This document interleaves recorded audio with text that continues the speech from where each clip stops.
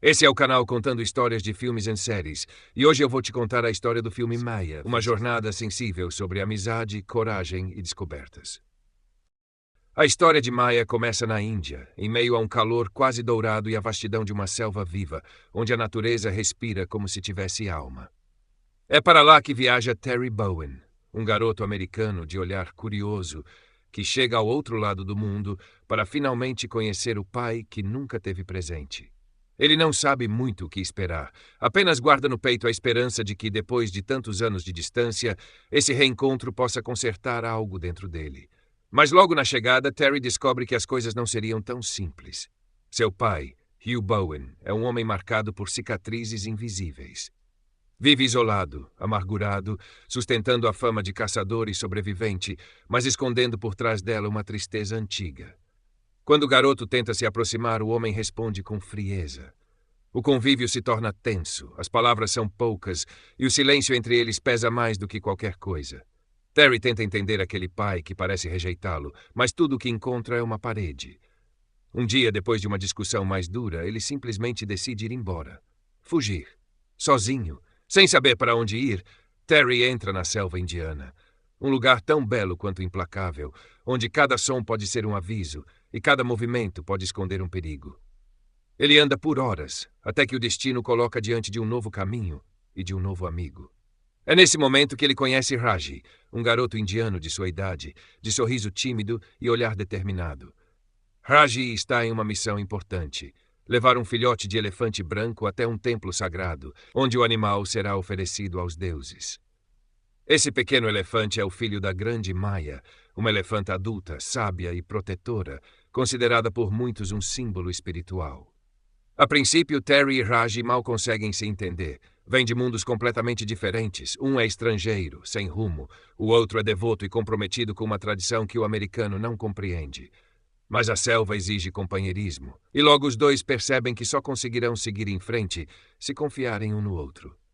Terry decide ajudar Raji em sua jornada, e assim os dois garotos, junto da elefanta Maya e do seu filhote, partem em uma travessia que mudará suas vidas para sempre. A jornada é longa, cheia de perigos. Eles precisam cruzar rios, enfrentar tempestades e escapar de caçadores que rondam a floresta. Entre esses caçadores, há um homem conhecido como One Eye, um mercador cruel que caça elefantes para vender no mercado negro.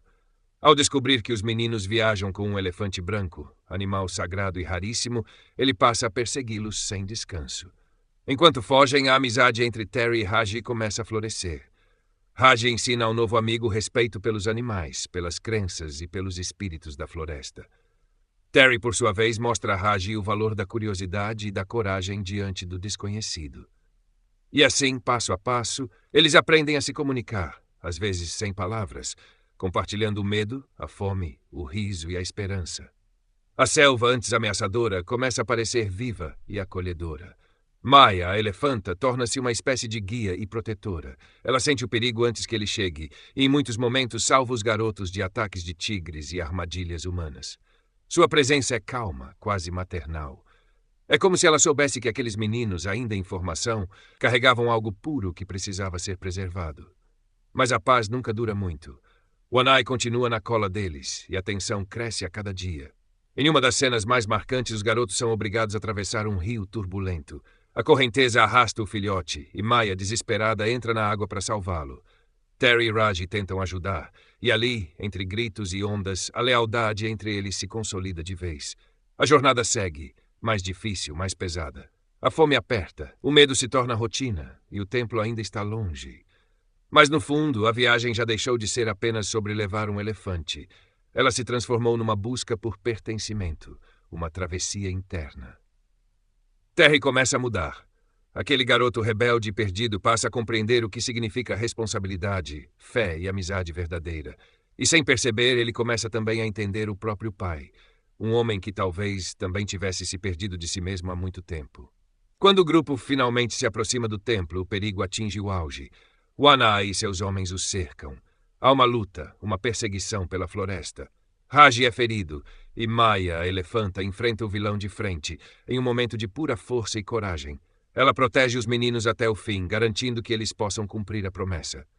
O confronto é intenso, mas termina com a vitória do que é justo. One-Eye é derrotado e os garotos exaustos seguem até o destino final. No templo, o filhote de elefante é recebido com honra. Haji, com lágrimas nos olhos, cumpre a promessa feita ao pai falecido. Terry observa emocionado, sentindo que presenciou algo maior do que ele, algo espiritual, que o transformou profundamente.